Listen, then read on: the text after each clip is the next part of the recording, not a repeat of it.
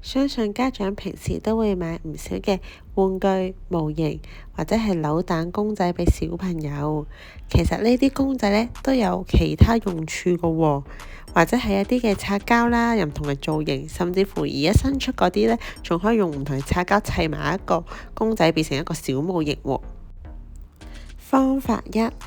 我哋可以將呢啲小朋友中意嘅公仔呢，放喺身體唔同嘅部位，就係等佢每一次做功課或者溫習要去坐定定嘅時候呢，就要同佢講我哋先嚟一個預備動作，咁要小朋友佢坐好，將個公仔放喺頭頂啦、手臂同埋大髀嗰度，要佢坐得定，預備好動作，咁我哋先至開始溫習做功課。我哋仲可以利用呢啲公仔呢去玩唔同嘅小遊戲。第一個遊戲呢就係猜猜畫畫啦。我哋可以喺袋入面呢抽出題目，按照呢個公仔嘅外形呢喺紙上面畫出嚟，而另一方呢就需要估出答案。如果覺得有困難，就可以喺上面填色，俾啲提示對方，等大家容易啲估得到答案。其實呢個遊戲除咗訓練大家想像力同埋創意，其實都鼓勵小朋友要細心留意每一個細節。家長同小朋友可以互相輪流出題同埋答題，增加互動性。第二個遊戲就係公仔配對，同樣地都係喺紙上面呢畫出唔同公仔嘅外形，咁我哋可以呢剪落嚟變成一張張嘅圖卡啦。然後就請小朋友呢，按照圖卡上面嗰個外形去配對翻一個正確嘅答案，講翻究竟係邊一個公仔呢？咁佢可以呢，慢慢逐個配對落去，就睇下邊一個身形係啱好啦。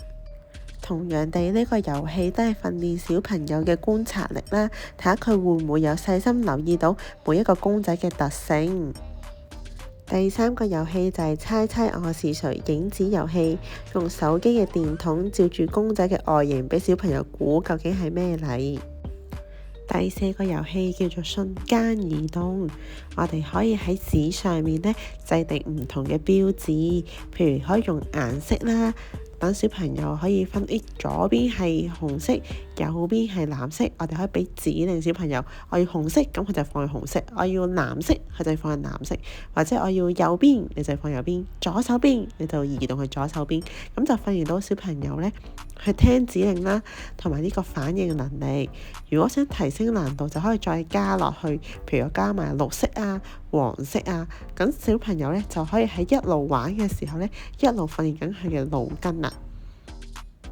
當然，如果你想再提高難度，咁你可以再畫埋一啲嘅形狀啦。譬如你嗰排小朋友可能認緊啲形狀喎，可能三角形啊、正方形啊，咁你就可以畫埋喺上面喎。咁小朋友呢，可能佢聽嘅時候就要再聽得仔細啲，認埋唔同嘅形狀，就訓練到小朋友一啲嘅認知啦。